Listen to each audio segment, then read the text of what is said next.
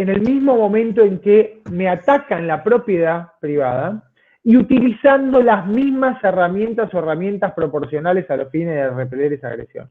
Solo ese es el único caso en el cual el derecho civil al menos permite el ejercicio, llamemos, de la justicia por mano propia. Olvídense del derecho penal. Entonces, lo que decimos es, hay conflictos, vivimos en una sociedad, además en una sociedad muy conflictiva, y el mecanismo para solucionar los conflictos claramente no es la justicia por mano propia. La Constitución ha vedado ese ejercicio, está prohibido. Por lo tanto, hay que organizarse, ahí Diego decía algunos conceptos relacionados, hay que organizarse, y para eso tenemos leyes. Perfecto. ¿Tengo derecho a que Antonio me pague? Sí. ¿Por qué? Bueno, porque habrá alguna norma en el Código Civil que diga que frente a el contrato de mutuo que celebré con Antonio, él está obligado a devolverme el dinero que yo le presté. Bueno, tenemos infinidad de normas. Ahora bien, Antonio no me paga, porque nunca paga Antonio además. Entonces, acá entramos nosotros. En este momento, es en ese momento donde nace el derecho procesal. Ahí necesitamos que el Estado, o vamos a poner, mejor dicho, el Estado constitucional de derecho, dice, no, momentito, los conflictos se van a solucionar de determinada manera. Ah, bueno. Entonces, ¿qué es el derecho procesal? Justamente el estudio de esas vías y esos mecanismos para resolver los conflictos con la finalidad de ¿qué? Bueno, el preámbulo de la Constitución dice de afianzar la justicia, de ¿qué podría ser? ¿Buscar la verdad? Bueno, resolver conflictos, buscar la verdad, y bueno, veremos con el correr de las clases si eso es posible y cómo debería hacerse. Pero en definitiva, hacer justicia, ¿está? Tener justicia. Justicia que va a estar, digamos, justamente encorsetada en todas estas normas, principios que vamos a ir viendo. ¿Por qué? Porque estos conflictos no se resuelven de determinada manera. No se resuelven, perdón, de cualquier manera, sino se resuelven de una manera determinada por la Constitución y determinada por la ley. Bien, ya teniendo esto en mente, hay una manera de entender al derecho procesal o de aproximarse al derecho procesal a través de tres pilares fundamentales. Lo llaman los autores la tríada fundamental del derecho procesal, los tres conceptos fundamentales del derecho procesal. Yo sería más modesto y diría que constituyen tres institutos o tres conceptos que nos ayudan a entender y a aproximarnos al derecho procesal, que son las nociones de acción, jurisdicción y proceso. Ahí básicamente está contenida nuestra materia. ¿Por qué digo esto? Bueno, ¿qué es la acción? Que a veces, si lo tenemos que graficar, nosotros a veces ponemos un triángulo, porque están, digamos, son tres conceptos que se interrelacionan y son interdependientes. ¿Qué es la acción? Bueno, es el derecho de peticionar ante las autoridades. Hace un ratito decíamos que estos conflictos no se solucionaban de cualquier manera. Entonces, bueno, acá yo tengo derecho a exigirle al Estado, peticionarle al Estado por un derecho vulnerado. Esto, que muchos autores encuentran su fundamento en el derecho natural, hoy en día no tenemos que ir muy lejos porque está en el artículo 14 de la Constitución Nacional. Es un específico derecho de peticionar ante las autoridades. Yo tengo un conflicto y tengo derecho a exigir de las autoridades que me escuchen para resolverme ese conflicto, de acceder a una autoridad del Estado para que me oiga. Básicamente el derecho de acción habla del acceso. Este derecho involucra el derecho a peticionar ante las autoridades, el acceso a la justicia como derecho, luego veremos también la tutela judicial efectiva y demás. Ahora bien, este derecho de acción tiene que tener un correlato, porque si yo digo petición ante las autoridades, la pregunta es ¿ante qué autoridades? Bueno, ahí entramos con que yo no voy a Alberto Fernández y le pido, mira, Alberto, Antonio Falduti no me paga. Es el Ejecutivo. No, el Ejecutivo no. No voy a los legisladores, mire, Mario Negri o Moró, para no herir susceptibilidades. Mire, Camaño, tengo un problema. Dígale al cuerpo legislativo que me lo solucione. Tampoco. Entonces, ¿qué hago? ¿Cómo solucionan las autoridades? Bueno, justamente tenemos un poder, que es el poder judicial, que es el poder al cual la Constitución le atribuye la resolución de los conflictos. Artículos 108, 116 y por ahí anda. Ese es el poder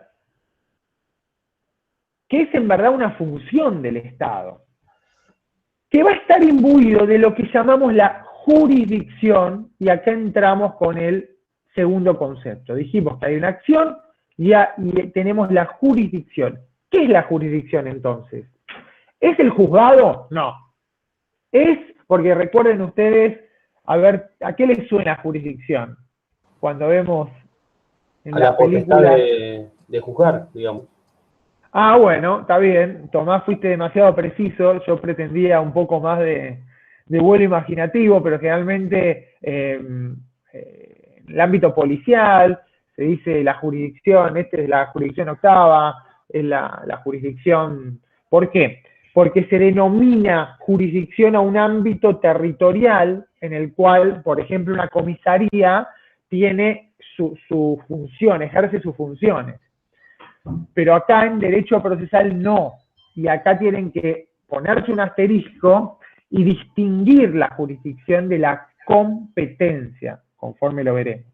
La jurisdicción, como muy bien señala Tomás, es una atribución, es el poder deber que tiene el Estado para resolver los conflictos.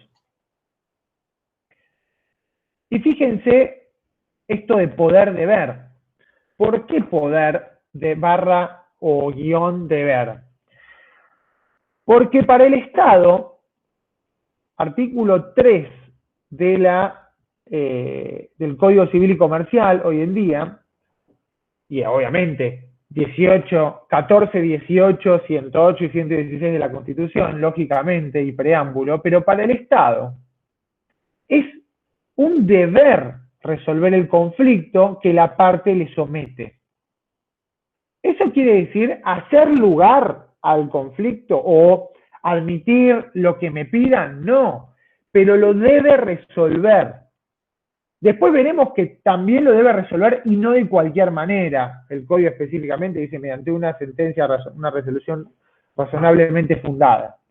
Pero como premisa acá lo que tenemos es que este deber que involucra la jurisdicción quiere decir que si alguien pide, tiene que tener una resolución. No lo pueden dejar en la puerta del juzgado diciéndole, no, mire, a ver, está difícil la cosa hoy en día, venga mañana. O, ¿sabe qué? Dice el juez, no lo tengo claro. No lo tengo claro. Esto es que en derecho romano se llamaba el non liquid. No está claro, está oscuro. Prefiero no resolverlo y lo dejo para otro momento. No. Habían jueces del proceso de la época del derecho romano que podían decir esto. Prefiero no resolver. No lo resuelvo. Acá se tiene que resolver. Bueno, se resolverá haciendo lugar a la pretensión, rechazando la pretensión total o parcialmente, eso se ve. Pero hay un deber, poder deber del Estado para resolver los conflictos que se le someten. ¿Y por qué poder también? Porque a este deber y a este correlato que decimos de que el Estado es el que se atribuye la resolución de conflictos, le tenemos que dar herramientas. Es decir, el Estado tiene que tener herramientas para resolverlo. Estos son los poderes de la jurisdicción. Poderes que involucran, por ejemplo, la convocatoria de las partes al juicio. Es decir, si a mí Agustín, o si Agustín le manda a Celina una notificación y dice, mira, Celina, te estoy demandando, vení acá y resolvamos este conflicto. Celina dice, no, me quedo en mi casa, no le contesto, este Agustín está loco, no lo conozco, lo vi una vez en un meet, en una comisión de procesal. En cambio, el juez no. Cuando el juez convoque a las partes, vamos a ver que no va a pasar como el derecho romano que lo traigan de los pelos, pero van a nacer derechos y obligaciones a cargo de cargas a cargo de las partes. Y algunos deberes también. Cuando cita el juez, cita. Y le dice, mire, si usted no viene, le puede pasar esto, esto y esto. Y pasa.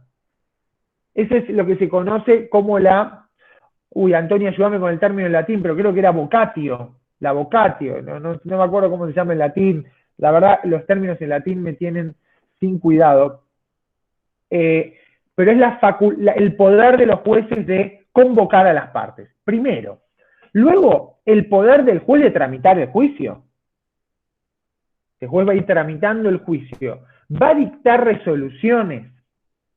Va a convocar a testigos. Y a los testigos así por medio de deberes. Porque si el testigo no viene, lo trae por la fuerza pública. Eso es un poder que no tenemos los demás mortales.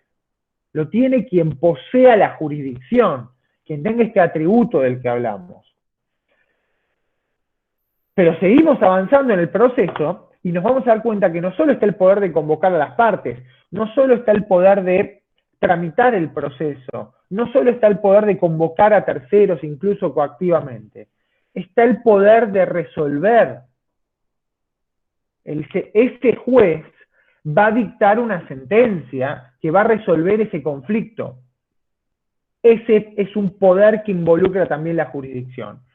Y luego está el que sería el poder máximo que tiene el juez y que realmente no lo tenemos los demás. Como siempre decimos, ¿qué tendrá? ¿Quién le ríe maravilla? ¿Qué tendrá el petizo? Bueno, ¿qué tendrá el juez que no tenemos los demás? Bueno, tiene imperio el juez. El juez tiene la posibilidad de ejecutar su decisión coactivamente. Tiene el poder de la coacción. Se llama también el poder del imperio, de decidir y que su decisión se cumpla. Si no se cumple voluntariamente, de hacerla cumplir. ¿De qué manera? Bueno, obviamente las maneras legalmente establecidas, después las vamos a ver, no es cuestión de ahora desarrollar eso, pero ya les pongo un ejemplo. En el conflicto con Antonio, si Antonio no me paga, acudo al juez. Acudo a este juez, ya sabemos, bueno, ya les adelanté quién tiene la jurisdicción, pero acudo a esta autoridad que tiene la jurisdicción. Arrancamos el proceso, sigue el proceso, termina el proceso, dictan sentencia, Antonio le debe pagar a Martín Seltzer los $2 millones. Antonio no paga. Acto seguido, el juez, en verdad en la sentencia, le fija un plazo. Si no paga Antonio, el juez va a poder hacer cumplir esa decisión. ¿Cómo? Bueno, embargaré los bienes de Antonio, le remataré los bienes, y si no me paga, le pido la quiebra, y así sucesivamente. Entonces, fíjense cómo esto es uno de los poderes principales que tiene el juez y que no tiene nadie más, ni siquiera los árbitros, como vamos a ver.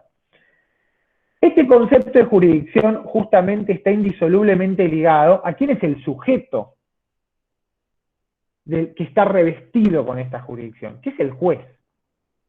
El juez es quien tiene la jurisdicción, en verdad la jurisdicción, esta es una discusión teórica, pero es del Estado, que en este caso está en cabeza del juez. Y jurisdicción tienen todos los jueces justamente por el hecho de ser jueces. Cuando alguien lo designan juez, tiene jurisdicción. ¿Qué quiere decir que tiene jurisdicción? Tiene todo esto que les dije recién. Todos estos poderes y deberes para llevar a cabo, para recibir ese reclamo, esa petición de la persona ante las autoridades, ese derecho de acción, y llevar a cabo lo que veremos ahora seguidamente, que es el proceso, a través de esos poderes y deberes. Por favor, antes de pasar a la noción de proceso, deben distinguir, sí o sí, la jurisdicción de la competencia. Vamos a ver en las clases siguientes, de hecho no sé si en la clase siguiente, que la competencia es la aptitud que tiene un determinado juez para entender en determinados conflictos en razón del territorio, del grado, de la materia, del monto, si es ordinario, si es federal. A eso nos referimos cuando hablamos de competencia. En cambio, cuando hablamos de jurisdicción, nos tenemos que desprender de todas esas cuestiones, esos conceptos que a veces traemos de, no sé, de escucharlos. Jurisdicción acá alude a ese poder deber que tiene el juez, a esos poderes y deberes que tiene el juez, y que le permiten, entonces, resolver los conflictos que se le someten. Muy bien, ahora, ya tenemos la acción, tenemos la jurisdicción, la pregunta es ¿cómo? ¿Está? ¿Cómo vamos a resolver ese conflicto? Y acá entra el proceso. No se resuelve de cualquier manera, por ejemplo, el juez, en el conflicto este con Antonio, el juez nos cita y le dice, bueno, muchachos, a ver, mira, yo creo, dice el juez, Antonio tiene pinta de no pagar, entonces, Antonio, ¿tenés algo para decir? Bueno, dice Antonio, yo querría decir, no, bueno, a ver, Antonio, pagale a Martín y se acabó. Entonces, bueno, claro, ese pagale a Martín y se acabó probablemente pueda ser una sentencia que luego puede ser ejecutada y sentencia que luego puede llevar a afectar el derecho de propiedad de Antonio. Bueno, esto constitucionalmente es claramente inadmisible. Entonces, eso se va a desarrollar a través de un proceso, y no de cualquier proceso, sino de un debido proceso legal.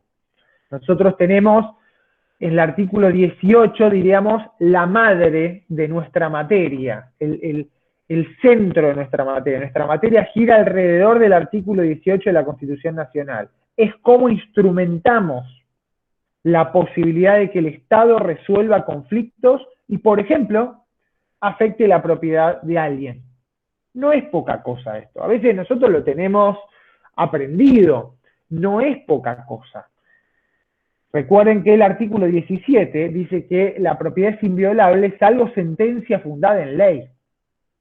Esta es la manera de afectar, por ejemplo, la propiedad. Pero vamos a ver que no siempre es solo la propiedad. Bueno, ni hablar en derecho penal, donde ahí se afecta la libertad y las garantías son mucho más específicas. Pero acá puede ser la propiedad, puede ser la persona. Vamos a verlo después. En temas de familia, ahí la propiedad mucho nos juega. Puede determinar quién se queda en la casa y quién no. Quién tiene el cuidado personal de los hijos y quién no. Entonces, para esto, vamos a ir desarrollando en las clases siguientes justamente estos principios, derechos y garantías, cómo se va a instrumentar. No es de cualquier manera. Es a través de este proceso. ¿Qué es el proceso? Bueno, la verdad que definir proceso al proceso es, siempre las definiciones, ¿hacen falta leerlas? Sí, por supuesto, pero lo que vamos a insistirles desde acá hasta el último de los días, creo que Alejandra es fiel testigo de eso, es que no se queden en las definiciones, clasificaciones o calificaciones. Esos son mecanismos, hasta diría, neurolingüísticos para comprender la información. Pero luego tienen que saber de qué se trata, más allá de la definición, porque a veces la definición no abarca todo lo que debe abarcar, a veces peca por defecto, por exceso, lo mismo que las clasificaciones. Entonces, si quieren, yo acá les doy una definición de proceso, o al menos una noción, que es la vía con la que el Estado puede ejercer la jurisdicción y canalizar de ese modo el derecho de acción de los particulares. Entonces lo podríamos definir como el conjunto de actos recíprocamente coordinados entre sí, de acuerdo con reglas preestablecidas, conjunto de actos recíprocamente coordinados entre sí, de acuerdo con reglas preestablecidas, que tienen por objeto el dictado de una decisión, es decir, de una resolución, respecto de una pretensión, cuando mediare conflicto o controversia, o bien de una petición cuando no hubiere conflicto. Vamos a ver que en una sucesión no hay conflicto, pero el juez debe dictar también una decisión. Esa sería una definición así global de lo que entendemos por proceso. Y eso es lo que vamos a ver bastante más adelante, veremos en particular. Esta primera parte de la materia involucra cuestiones más generales para ir aproximándonos y entender luego ya el proceso en sí con la demanda, la contestación, la prueba, los recursos, que es la parte que quizá más nos va a apasionar. Pero esto es importantísimo. Es importantísimo además, y esto a modo de comentario, nosotros siempre, digamos, vamos a hacer comentarios de la realidad, porque fíjense que cuando hablamos de jurisdicción y cuando hablamos de este poder, nosotros decimos que nuestro Estado adopta, en el artículo 1 de la Constitución Nacional, adopta la forma republicana, representativa y federal. Voy a decir democrática. Republicana, representativa y federal. Por supuesto que democrática. ¿Pero qué quiere decir esto? Bueno, la forma representativa, ustedes saben, es el método en cómo elegimos a nuestros representantes, a las autoridades, democráticamente, con elecciones, mayorías, minorías, etc. Hoy en día hay un concepto mucho más moderno de esto, no se limita solo a la elección de autoridades, incluye la participación activa de la ciudadanía del control y de las decisiones estatales. Por otro lado, tenemos que adoptamos la forma federal. ¿Por qué federal? Bueno, porque sabemos que cómo nace nuestro Estado. Bueno, habían determinadas provincias que se unen y en 1853 / 1860, cuando se incorpora la ciudad de Buenos Aires, la ciudad de Buenos Aires no, cuando se incorpora a Buenos Aires, establecen esta organización en la cual delegan en un Estado central un montón de cuestiones y prerrogativas, pero principalmente la administración del territorio y el gobierno federal justamente de interacción entre las provincias y los ciudadanos de las provincias. Entonces, la célula, diríamos, es la provincia o ese estado satélite que se une para dar lugar al Estado federal, que es el Estado que llamamos nacional. ¿Está? Bueno, bien, esto ya nos da una pauta de que hay una suerte de interacción, no hay un predominio de uno sobre el otro, sí hay una distribución de competencias, hay competencias delegadas al Estado federal que son exclusivas, hay competencias que se reservaron las provincias para sí, artículo 121, de hecho, de la Constitución Nacional, todo lo que las provincias no delegaron al Estado Nacional lo conservaron, ¿está? Lo conservan. ¿Y por qué nos interesa esto? Bueno, porque entre esas cuestiones que no delegaron está la administración de justicia. Las provincias han conservado para sí la administración de justicia para las cuestiones de derecho común, lógicamente. ¿Qué sí delegaron? Bueno, lógicamente la administración de justicia federal, que involucre cuestiones de interacción entre provincias, entre un ciudadano de una provincia y otra, cuestiones vinculadas con los embajadores, cónsules, y sobre todo, cuestiones vinculadas en conflictos entre provincias y Estado, y entre provincias, entre Estado nacional y Estados provinciales, y entre provincias entre sí. ¿Para eso qué se necesita? Y se necesita un Estado único, porque imagínense a la provincia de Córdoba resolviendo un conflicto propio con la provincia de Santa Fe. Y probablemente la provincia de Córdoba va a resolver un conflicto favorablemente. Entonces, esta es la idea organizacional que plantea la Constitución en materia de lo federal. Bien, en esto va a tener mucha importancia después el rol de la Corte Suprema como último órgano federal, como órgano que ustedes están viendo además por las noticias, como justamente hay un conflicto de la provincia de Buenos Aires con el Estado Nacional, ¿quién lo resuelve? La Corte. Por la coparticipación, hubo un reclamo de Santa Fe, Córdoba, la Corte. Bien. Y luego tenemos esta forma republicana que también tiene mucha trascendencia en nuestra materia. ¿Por qué? Porque establece el modo en cómo se va a organizar ese Estado. ¿Para qué? Para ejercer determinadas funciones. Función ejecutiva, función legislativa, función judicial.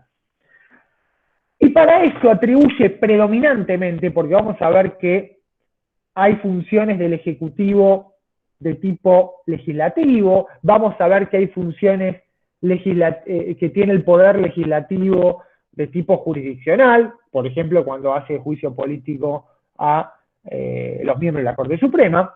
Entonces, esas funciones las atribuye predominantemente a tres poderes: poder legislativo, poder ejecutivo y poder judicial. A nosotros nos interesa el judicial y nos vamos a quedar ahí.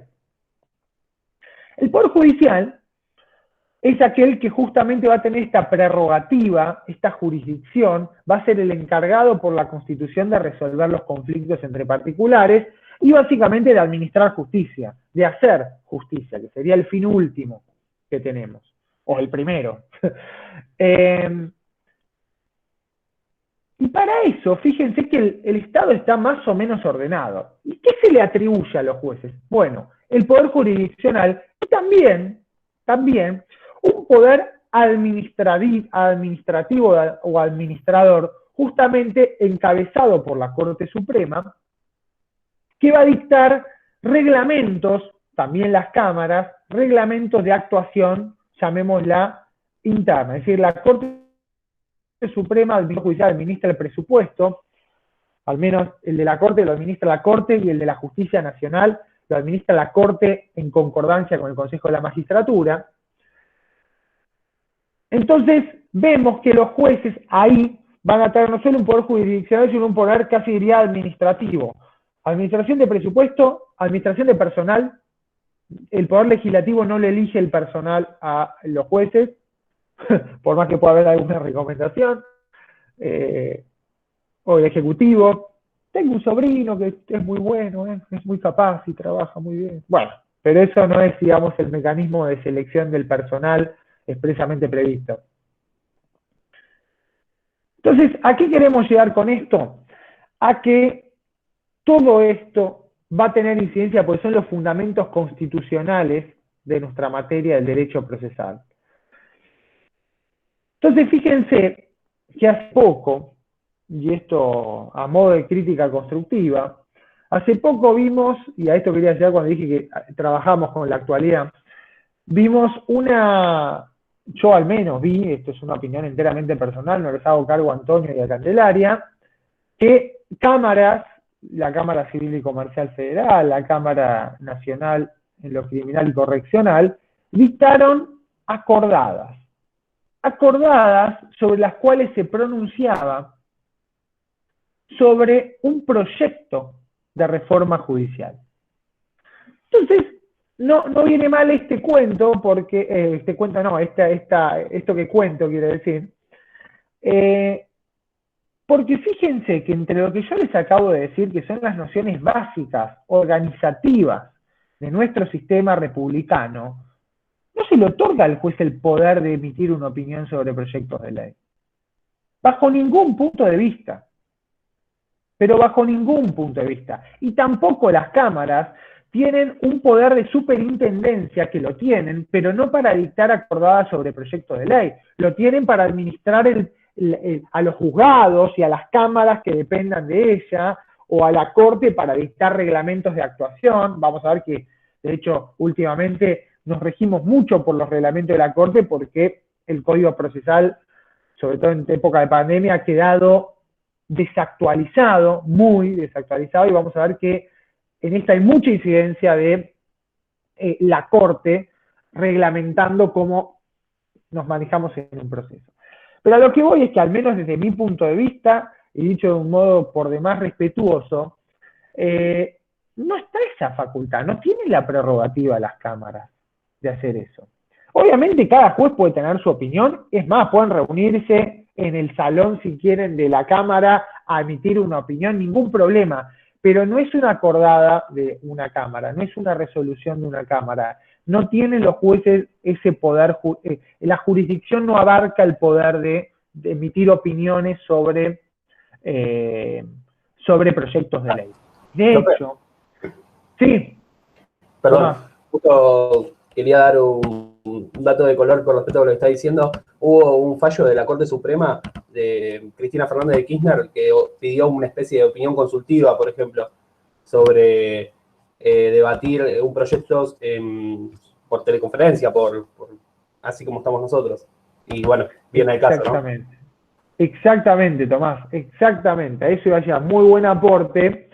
Exactamente, la Corte en el fallo Cristina Fernández de Kirchner, con un voto de Rosati que tiene una frase fantástica. Rosati dice en su voto, las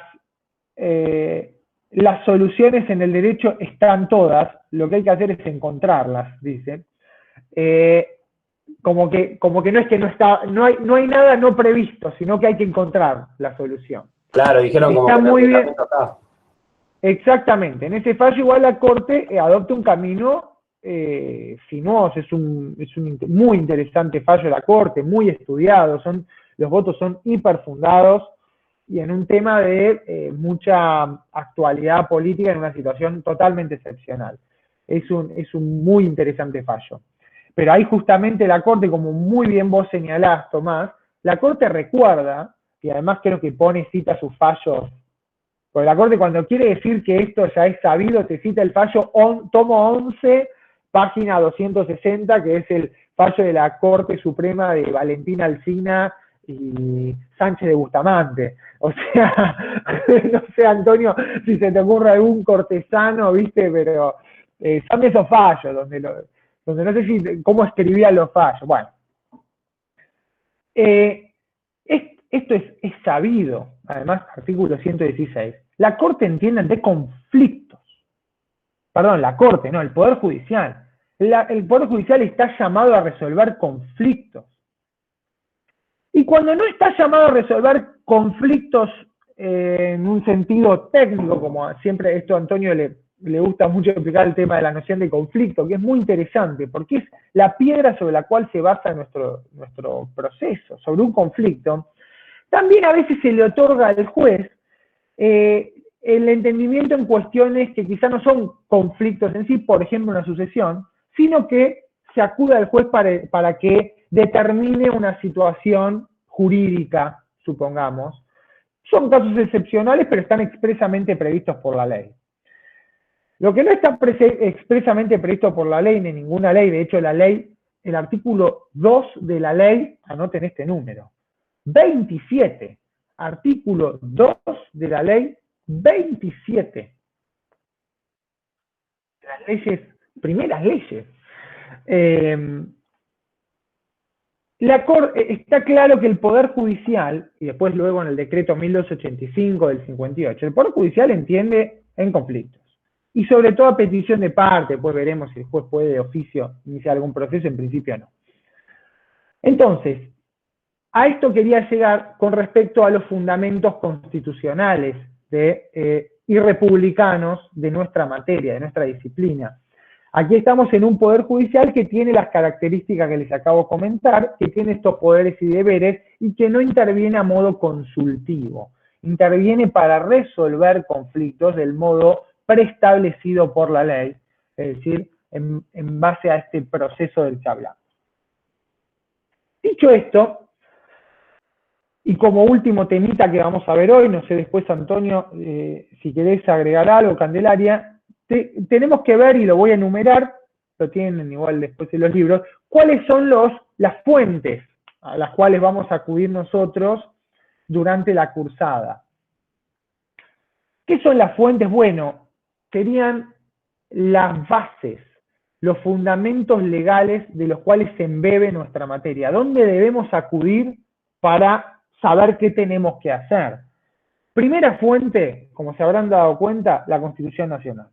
Fuente suprema, indiscutible, y sobre todo, aquí tenemos como fuentes, digamos, directas de nuestra materia, artículo 14, derecho de petición ante las autoridades, artículo 16, la garantía de la igualdad de las partes. Vamos a ver que tiene mucha incidencia esto en el proceso. Artículo 17, inviolabilidad de la propiedad, salvo sentencia fundada en ley. ¿Qué necesitamos? Una sentencia que venga después del proceso. Artículo 18, garantía del debido proceso legal, derecho de defensa en juicio, inviolabilidad de la correspondencia. Artículo 19, principio de reserva, deber de no dañar a otro.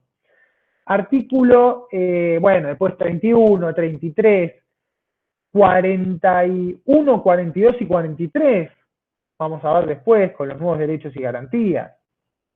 Esas son las fuentes a las que vamos a acudir en la Constitución del Derecho Procesal. Eso en base a los derechos y garantías. También tenemos las convenciones incorporadas al artículo 75, inciso 22. También es una fuente primaria y suprema de nuestro derecho.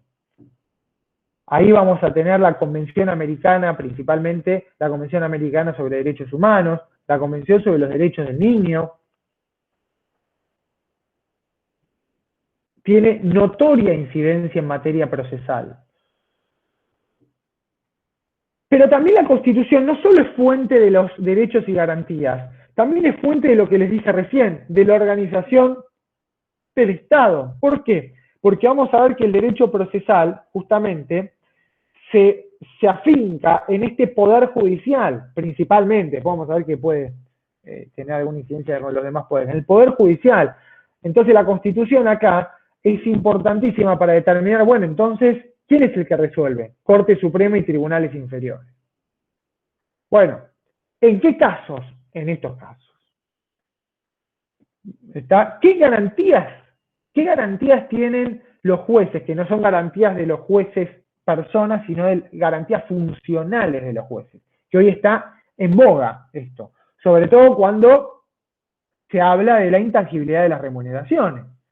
Entonces vamos a ver luego, cuando veamos los deberes de los jueces y los derechos y garantías de los jueces, qué pasa con la inamovilidad, qué pasa con la intangibilidad de las remuneraciones. Entonces ahí tenemos como fuente la Constitución. Luego de la Constitución, ¿qué sigue? La ley. La ley en sentido estricto, pues la Constitución podríamos decir también que es una ley suprema, una ley fundamental. La ley en sentido estricto. Y ahí tenemos un sinnúmero de leyes a las que vamos a acudir, pero principalmente al Código. El Código Procesal es nuestra ley, digamos, madre para tener para acudir cuando debemos resolver conflictos en nuestra materia. Es el Código Procesal. Código Procesal Civil y Comercial de la Nación. Pero también hay un montón de leyes que van a tener incidencia en el proceso y yo solo les digo algunas a modo de ejemplo. La Ley 26.589 de Mediación y Conciliación. La Ley 27.423 de Honorarios, que espero no estar confundiéndome los números, pero si no las buscan, que es la nueva ley de honorarios y aranceles de abogados y auxiliares. Las leyes, por ejemplo, de protección contra la violencia familiar y de género, 24.447 o 24.471 y 26.485. Un montón. La ley 26.061 del Sistema de Protección Integral de los Derechos del Niño, de los niños, niñas y adolescentes. Un montón de leyes que van a ser fuente de nuestra materia porque vamos a acudir para resolver cuestiones que tienen que ver con el derecho procesal. ¿Qué tiene luego en nuestra materia? Estamos hablando del derecho procesal, como fuente de nuestra materia. Sí, ¿están los decretos? Sí. Por ejemplo, los decretos reglamentarios de la ley de mediación. El decreto 1467. Hay algunos decretos a los cuales vamos a acudir también en nuestra materia. Pero lo que es fundamental acá es que la fuente que sigue a la ley son los reglamentos. Y digo que sí a la ley, casi hoy diría que está equiparada a la ley. Hoy vamos a ver, nosotros casi diríamos como por primera vez, y de modo flamante, porque en el cuatrimestre pasado esto era incipiente, pero no se había ya establecido como mecanismo. Vamos a ver que hoy en día las causas se inician de modo electrónico. Vamos a ver que hoy no se acompañan los documentos al juzgado, salvo que el juzgado lo requiera, se los quede el abogado. Vamos a ver que todo el expediente va a transitar íntegramente electrónico y que las audiencias se van a llevar a cabo en forma remota, si hay conformidad de las partes. Que va a haber personal que trabaje desde su casa, o el juez, proveyendo. Hoy los jueces no van a los juzgados. ¿Y todo esto dónde está? ¿En una ley? No. Está en reglamentos que dictó la Corte Suprema de Justicia de la Nación, a través de lo que nosotros conocemos como acordadas. La Corte dicta acordadas. Entonces, fíjense qué importante es esta fuente del derecho. Constitución, ley, póngale decretos reglamentarios, reglamentos. Hoy en día, o sea, es incorrecto lo que estoy diciendo, que se equiparon a la ley, pero diría que hoy en día están peleando palmo a palmo por una regulación casi legal que está haciendo la Corte Suprema, entiendo yo, hoy en día indiscutiblemente de un modo correcto, porque el legislativo aún no se hizo cargo de esto, digamos. Entonces, si seguíamos así, creo que íbamos a tener feria para rato. Bien. También hay reglamentos que la Corte, aparte de regular esto del expediente electrónico, tiene, y a esto también vamos a acudir, el reglamento para la justicia nacional. También es una acordada, también vamos a acudir mucho. La Corte incluso regula los montos, ciertos montos del proceso, por ejemplo, el monto mínimo para apelar. Entonces, también vamos a acudir a acordadas de la Corte para eso. Todo el expediente electrónico está regulado por la Corte por una delegación legislativa de una ley. Bien, luego de esto, nosotros tenemos a lo que llamaríamos, estas eran las fuentes, ¿se acuerdan de derecho? Seguramente vieron derecho civil, teoría del Estado, lo que llamamos las fuentes formales, ¿no? Pero luego tenemos fuentes que también se han dado en llamar materiales. Yo esta clasificación nunca me gustó, no representa para nada lo que significan las fuentes, pero sirven al menos para entender que básicamente la doctrina, la jurisprudencia y la costumbre, que son las fuentes que siguen, no son obligatorias. Quiere referir a eso básicamente.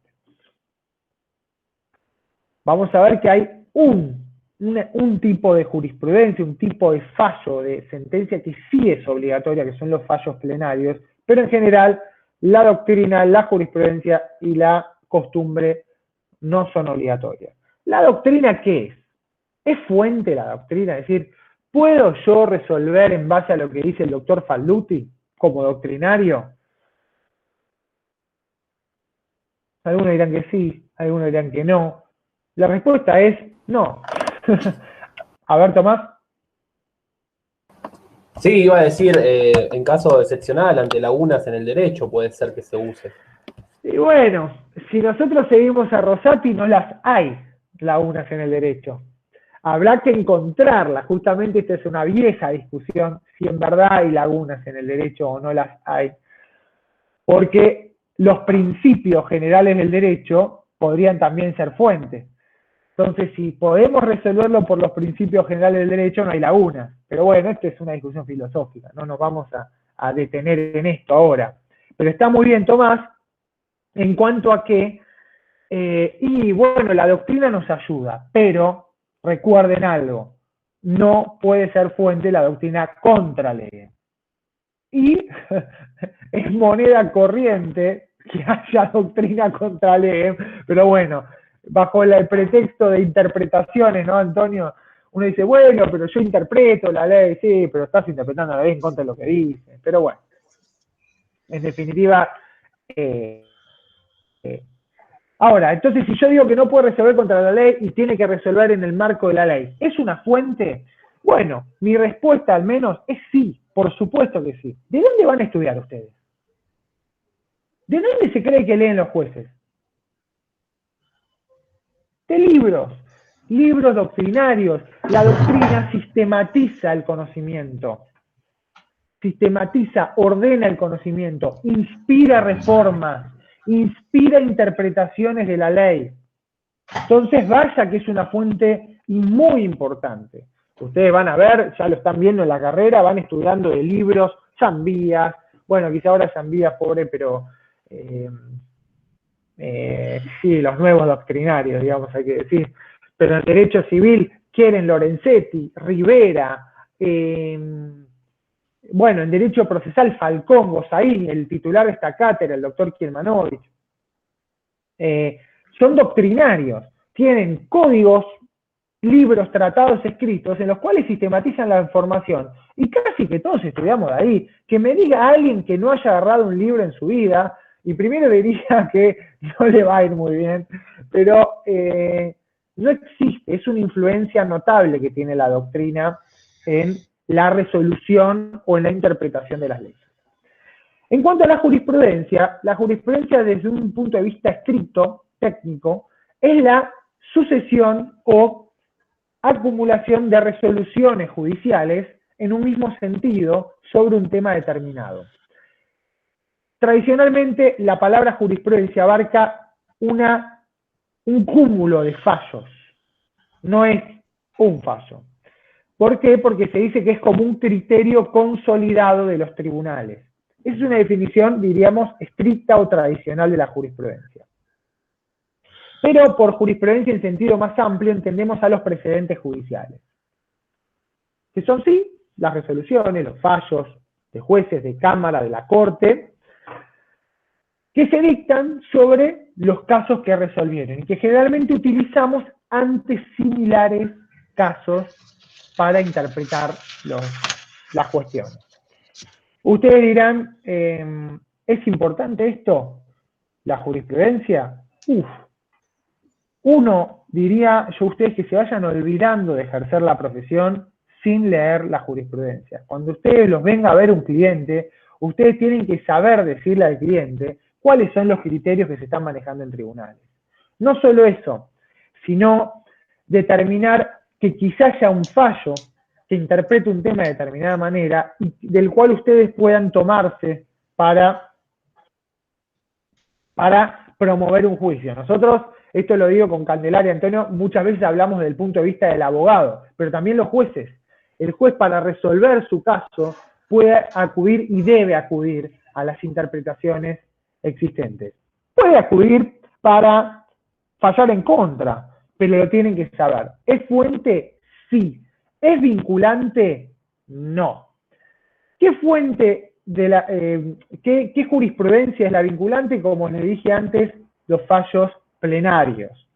Vamos a ver lo que son los fallos plenarios, son aquellos que dictan las cámaras en pleno. Las cámaras es el tribunal de apelación, sería una segunda instancia, y que establecen criterios obligatorios de interpretación de la ley para esa cámara, por ejemplo, una cámara civil, y para los jueces inferiores de esa cámara, por ejemplo, los jueces civiles. Ahora yo les pregunto una cosa, ¿la jurisprudencia de la Corte no es obligatoria? No, claro que no. A ver, ¿algún otro? ¿Es obligatorio? Es sobre el caso puntual que se está tratando nada más. Igual yo quería contar una cosita. Todo el tema de la jurisprudencia y los fallos plenarios, ¿no es una forma de economización de los recursos judiciales? ¿De alguna manera?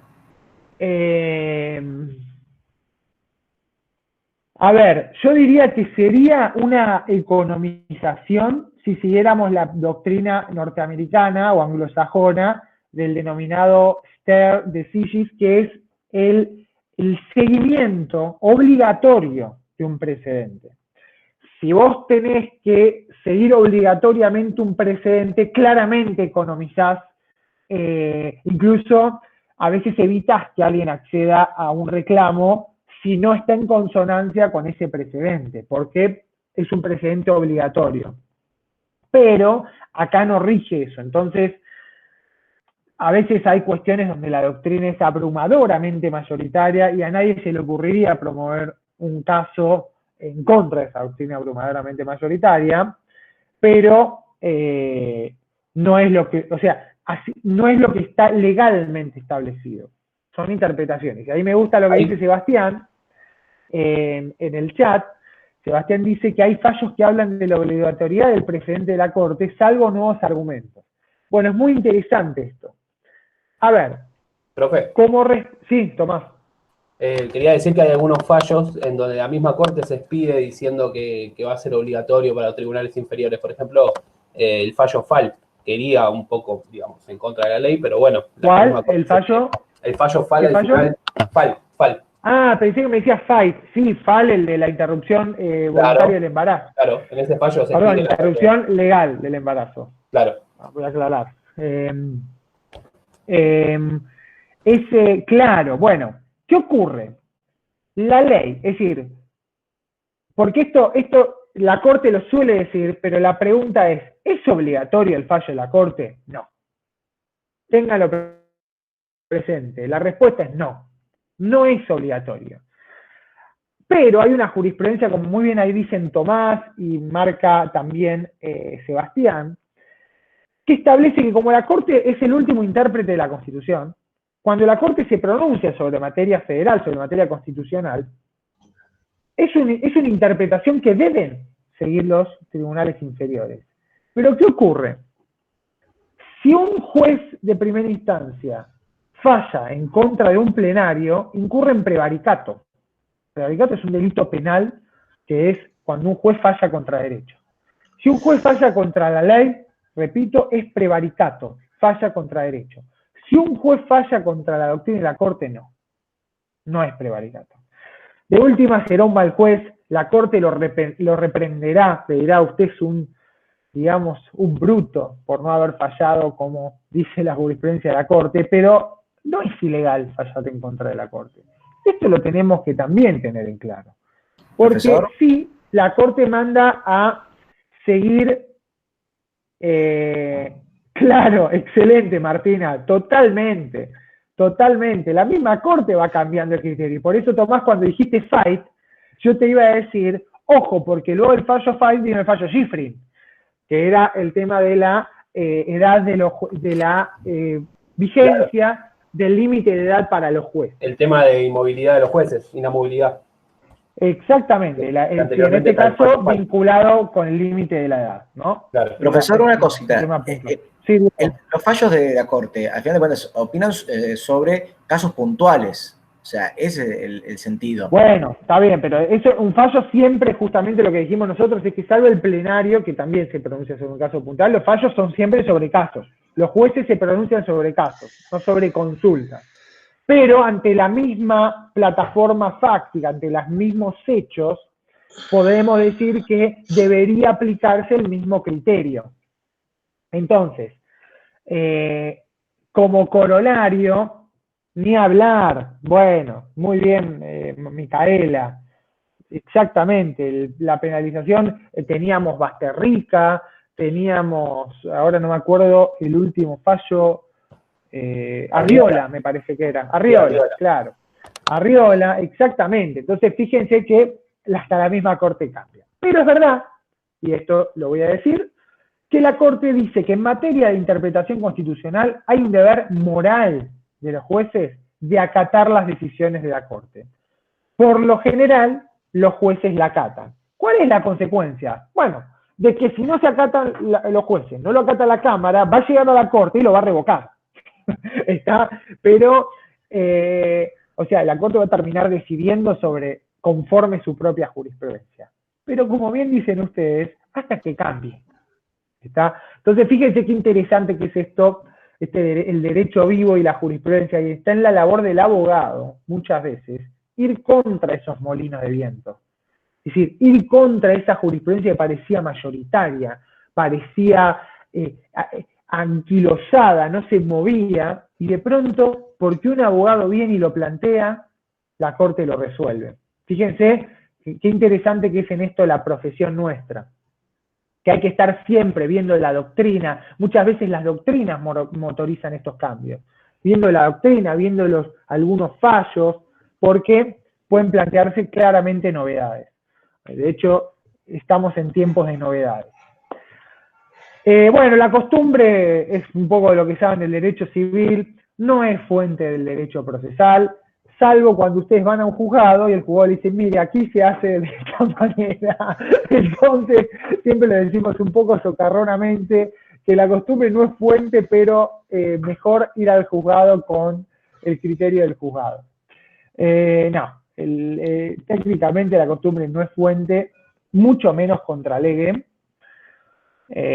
¿Sirve para llenar algunas lagunas? Sí, de hecho está lleno de costumbres en tribunales. Ahora no me voy a poner a explayar sobre esas, pero hace unos años, 20, 30 años, salió un fallo del Tribunal de Feria de la Cámara Civil diciendo que si los camaristas estaban en épocas estivales con saco y corbata, igual deber debían cumplir los abogados y las partes. ¿Por qué? Claro, ¿qué había pasado en ese caso? Es un fallo, es un fallo. Es un fallo de la Cámara Civil. Porque claramente el abogado seguramente hacía mucho calor, se habrá presentado sin saco y corbata y lo echaron. Habrá planteado una nulidad o algo por el estilo, se habrá quejado de eso y la Cámara sacó ese fallo como diciendo, miren, si nosotros estamos en verano con saco y corbata, ustedes también tienen que estar con saco y corbata. En fin, son otros tiempos, ¿no? Lo que no aclaraba es que estaban con aire acondicionado. Claro, bueno, entre otras cosas. Y no venían pateando en la calle. Bueno, en fin. Bueno, gente, Antonio. Puedo, sí, una síntesis. Nuestra materia se basa en este trípode que habló el doctor Seltzer, que es los conceptos de acción, jurisdicción y proceso, que nosotros a medida que vayamos avanzando lo vamos a ir conceptualizando. Partimos del derecho de acción, que es un derecho constitucional y que lo emparentamos como un derecho de petición que tiene cualquier ciudadano, el mismo Estado. ¿Para qué? Independientemente de la razón o no que podamos tener, para poder peticionar y pedir la solución de un conflicto. ¿Ante quién vamos a pedir esa solución del conflicto? Ante la jurisdicción. ¿Cómo se ejerce el derecho de acción? El derecho de acción se va a ejercer a través de un acto de iniciación del proceso, de un acto de postulación que es la demanda en nuestro proceso civil. Esa demanda va a contener la pretensión. La pretensión que es lo querido por ese ciudadano. Frente al derecho de acción, va a ir un correlato, una contrapartida que está dirigida a la jurisdicción. ¿La jurisdicción qué es? Como les decía el doctor, es un poder deber, es un poder del Estado, en este caso el Poder Judicial, que tiene el deber de atender esa petición del ciudadano y resolver el conflicto. ¿Dónde va a resolver ese conflicto? En el proceso. ¿En cualquier proceso? No. En un debido proceso que tenga las garantías necesarias para poder llegar a resolver el conflicto. De esta forma se interrelacionan estos tres conceptos: acción, jurisdicción, pretensión. ¿Qué es el conflicto? El conflicto lo podemos definir como una interferencia intersubjetiva de intereses, tanto patrimoniales como extrapatrimoniales, con relevancia jurídica. Cuando hablamos de interferencia, estamos hablando de un desacuerdo, de una disconformidad que se da entre sujetos, por lo menos dos o más, porque siempre decimos que el conflicto con uno mismo es objeto de otra ciencia, su estudio, la psicología. Al derecho le interesa resolver el conflicto cuando hay una interferencia, es decir, hay un desacuerdo entre sujetos. De intereses tanto patrimoniales como extrapatrimoniales, pero que tienen que tener una solución jurídica. Por eso decimos que tengan relevancia jurídica. Estos son los conceptos sobre los cuales, teóricos quizás ahora, pero sobre los cuales se sienta el derecho procesal. El derecho de acción al cual puede acceder todo ciudadano independientemente de que tenga o no razón. Él considera que a lo mejor tiene razón, quizás no la tenga. ¿Ante quién? ¿Cómo se ejerce ese derecho de acción? A través, en nuestro proceso civil, se ejerce a través de la demanda, que contiene una pretensión, conceptos que vamos a ir viendo. ¿Ante quién? Ante la jurisdicción, que es un poder del Estado, el poder judicial, y que tiene el deber de resolver los conflictos. ¿Dónde se realiza resolver los conflictos? En el proceso. Pero tengan en cuenta que el proceso no es el único lugar donde se pueden resolver los conflictos. Hay otros modos alternativos, la mediación, el arbitraje, que también son, digamos, instrumentos para resolver los conflictos. Nosotros nos vamos a centrar en este curso fundamentalmente en este proceso judicial, el que tenemos hoy. De todos modos, vamos a hablar del arbitraje, vamos a hablar de la mediación, que son instrumentos con los cuales también se pueden resolver los conflictos. Bueno, ya es la hora, como se dan cuenta nos entusiasmamos, no siempre es así, pero generalmente es así. Pero quedó en síntesis. Pero quedó en síntesis. Bueno, gracias, nos vemos entonces el lunes y acudan al blog, por favor, y al campus, que van a tener toda la información de la cursada. Cualquier cosa el lunes nos volvemos a ver, ¿eh? Muchas gracias. Disculpe, ¿puedo hacer una pregunta? Sí, Sí, hola. Quería hacer una pregunta. ¿Cuál es la modalidad del examen? ¿Es oral, escrito? Es escrito por el campus. Lo hacemos por el campus en el horario de la clase. ¿Está? Les vamos a mandar el examen y ustedes lo devuelven por el campus. Lo vamos a ir explicando. Muchas gracias. Ya están dispuestas en el programa que está cargado. Yo comprendo que los alumnos siempre están preocupados por la modalidad, por el examen. Nosotros siempre les decimos lo mismo, no se preocupen, ustedes estudien. Si estudian, van a aprobar, no va a haber ningún inconveniente, no los vamos a matar, ni nada por el estilo. Ya no se pongan tan ansiosos.